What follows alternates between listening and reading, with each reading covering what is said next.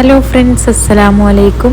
ഇന്ന് ഞാൻ ഇവിടെ കാണിക്കുന്നത് വളരെ സിമ്പിളായിട്ട് അതുകൂടെ തന്നെ വളരെ കുറഞ്ഞ ചേരുവയിൽ ഉണ്ടാക്കാൻ പറ്റുന്ന ഒരു ചിക്കൻ്റെ റെസിപ്പിയാണ്. അതിനാവശ്യമായിട്ടുള്ള സാധനങ്ങളാണ് ഇവിടെ കാണിച്ചിട്ടുള്ളത്.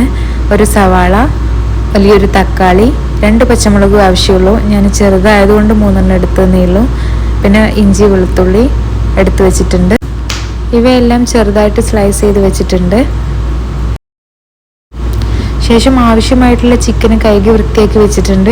എത്ര ക്വാണ്ടിറ്റി ചിക്കൻ ഉണ്ടെങ്കിലും ഇൻഗ്രീഡിയൻ്റ് ഒക്കെ സെയിം ആണ്, പൊടികൾ മാത്രമേ മാറുള്ളൂ കേട്ടോ. അരിഞ്ഞു വെച്ചിട്ടുള്ള എല്ലാ ഇൻഗ്രീഡിയൻറ്റും ഞാൻ ചിക്കനിലോട്ട് ആഡ് ചെയ്തിട്ടുണ്ട്. ഇനി ഞാൻ ഇതിലോട്ട് ആവശ്യമായിട്ടുള്ള പൊടികളാണ് ആഡ് ചെയ്യുന്നത്. ഫസ്റ്റായിട്ട് 1/4 ടീസ്പൂൺ മഞ്ഞൾപ്പൊടി ആഡ് ചെയ്യുന്നുണ്ട്. പിന്നെ ഒരു 3/4 ടേബിൾ സ്പൂൺ മുളക് പൊടി ആഡ് ചെയ്യുന്നുണ്ട്. പിന്നീട് ഒരു 2 ടേബിൾ സ്പൂൺ മല്ലിപ്പൊടിയാണ് ആഡ് ചെയ്യുന്നത്. പിന്നെ വന്നിട്ടൊരു 1/4 ടേബിൾ സ്പൂൺ വലിയ ജീരകം പൊടിച്ചതാണ് ആഡ് ചെയ്യുന്നത്. അതുപോലെ തന്നെ ഒരു 1/4 ടേബിൾ സ്പൂൺ കുരുമുളക് പൊടിയും ചേർത്തിട്ടുണ്ട് കേട്ടോ. ശേഷം ആവശ്യത്തിന് ഉപ്പ് ചേർത്തിട്ടുണ്ട്.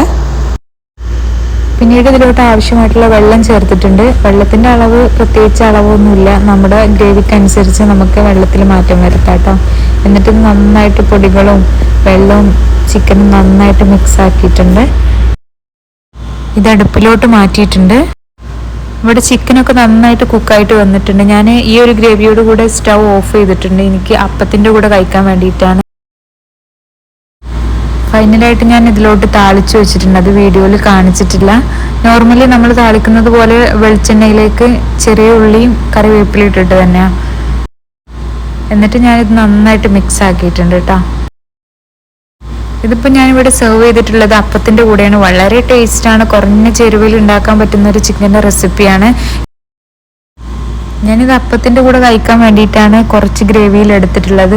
നിങ്ങൾക്ക് ഒട്ടും ഗ്രേവി വേണ്ടാന്നുണ്ടെങ്കിൽ നന്നായിട്ട് വരട്ടിയെടുത്താൽ മതി. നല്ല ടേസ്റ്റാണ്, കുറഞ്ഞ ചേരുവയിൽ തന്നെ. എല്ലാവരും ഒന്ന് ഉണ്ടാക്കി നോക്കിയിട്ട് ഫീഡ്ബാക്ക് അറിയിക്കണേ. ചാനലൊന്ന് സബ്സ്ക്രൈബ് ചെയ്ത് സപ്പോർട്ട് ചെയ്യണേ. താങ്ക്